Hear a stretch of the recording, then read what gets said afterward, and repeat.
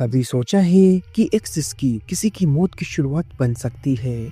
क्या आप एक ऐसी आत्मा की कहानी सुनने के लिए तैयार हैं जो मरकर भी अधूरी रह गई और अब हर रात अपनी अधूरी पूजा करने लौटती है?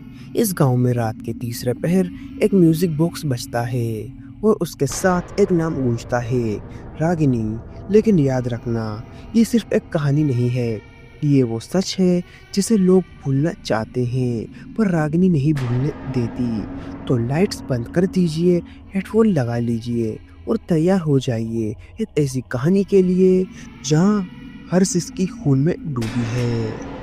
अगर आप अंधेरे में डरते हैं तो ये कहानी आपके लिए नहीं है। वेलकम टू अनस की स्टोरी, खूनी रागिनी हॉरर स्टोरी।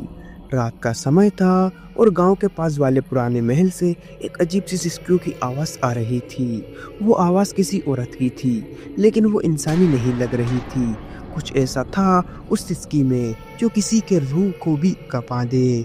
गांव वाले उसे रागिनी की चीख कहते थे और कहते हैं कि जब भी वो सुनाई देती है कोई ना कोई मरता है। लोग डर के मारे उस महल की तरफ देखना भी नहीं चाहते थे।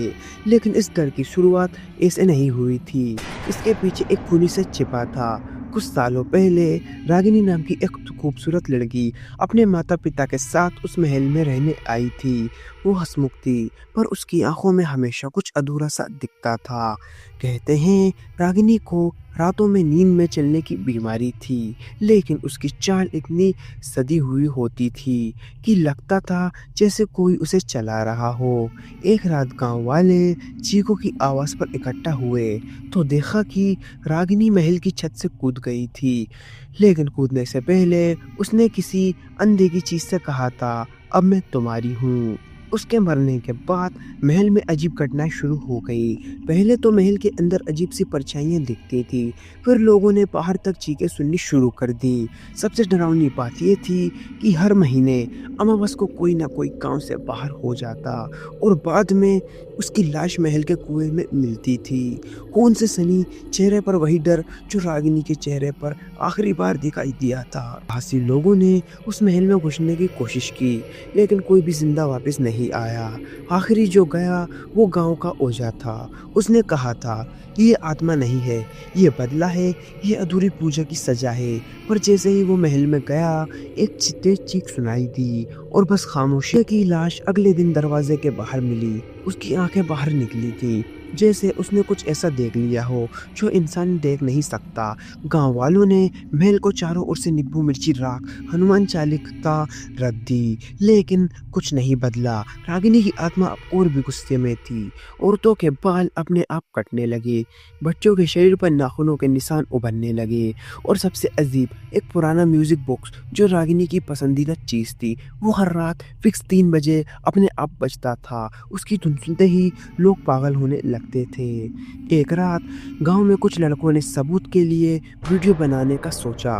उन्होंने कैमरे लगाए और छिपकल महल के अंदर घुस गए, लेकिन जो रिकॉर्ड हुआ वो किसी ने दोबारा देखने की हिम्मत नहीं की। वीडियो में रागिनी एक सफ़ेद साड़ी में, आंखें पूरी काली, हाथ में खून से सना सिंदूर पकड़े हुए दिखाई दी। कैमरे की तरफ देखकर बस एक शब्द बोली, अब तुम्हारी बारी है। उन चारों लड़कों की अगले दिन जली हुई लाशें मिली, कम कैमरे के ठीक सामने। रागिनी की मौत के पीछे एक बड़ा रहस्य था। गांव की पुरानी किताबों में लिखा था कि रागिनी एक तांत्रिक की बलि बनने वाली थी। तांत्रिक ने उसे पकड़कर कामिनी तंत्र से बांध दिया था, लेकिन पूजा अधूरी रह गई। तभी रागिनी ने खुद को मार लिया, जिससे वो आत्मा बनकर उस अधूरी तंत्र क्रिया में कर रह गई। अब वो उस पूजा को पूरा करना चाहती थी और हर नए शिकार के साथ वो और ताकतवर होती जा रही थी। रागिनी की आत्मा अब सिर्फ महल तक सीमित नहीं रही, वो गांव की गलियों में दिखने लगी थी। कभी किसी के आईने में, कभी बच्चों की आंखों में।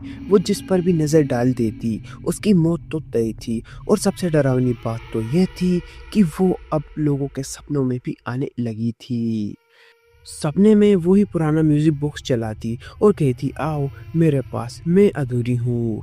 कुछ लोग अब इस बात पर यकीन करने लगे थे कि रागिनी की आत्मा को मुक्ति नहीं मिल सकती, क्योंकि वो अब आत्मा नहीं, एक खूनी शक्ति बन चुकी थी। जो लोग उससे बच भी गए वो या तो पागल हो गए या कुछ ही दिनों में खुद की जान अपने आप अपने हाथों से ले ली। किसी ने कहा वो अब किसी लड़की के शरीर में समा चुकी है और वो लड़की इस गांव में ही है। आज भी गांव में सूरज ढलते ही सन्नाटा पसर जाता है। रागिनी की कहानी अब भी बच्चों को सुनाई देती है, पर डराने के लिए, सचेत करने के लिए लोग अब उस महल के पास नहीं जाते। लेकिन कहते हैं जो भी उस महल के सामने खड़ा होकर एक बार जोर से उसका नाम लेता है रागिनी, तो उसकी चीख रात को ज़रूर सुनाई देती है और अगली सुबह उसका नाम गांव की मौत की सूची में ऐड हो जाता है। अंत। अगर ये वीडियो आप तक पहुंच गई है तो प्लीज़ आप चैनल को सब्सक्राइब करें और मुझे अपना छोटा भाई समझकर सपोर्ट करें, क्योंकि आपके सब्सक्राइब करने से हमें मोटिवेशन मिलता है और वीडियो बनाने में भी अच्छा लगता है। यह कहानी केवल मनोरंजन के लिए है, इसका उद्देश्य किसी भी धार्मिक या सांस्कृतिक भावनाओं को ठेस पहुंचाना नहीं है। अंत। मैं मिलता हूं आपको नेक्स्ट वीडियो में किसी नए टॉपिक के साथ। तब तक love you so much NS की जनता। अगर आप लोगों के पास भी कोई डरावनी या हॉरर स्टोरी है तो आप हमें इंस्टाग्राम पर डीएम करें। जय हिंद, जय भारत। अगर आपको वीडियो अच्छी लगी हो तो प्लीज़ वीडियो को लाइक करें और चैनल को भी सब्सक्राइब करके बेल नोटिफिकेशन को ऑल पर प्रेस कर दें। Thanks for your watching.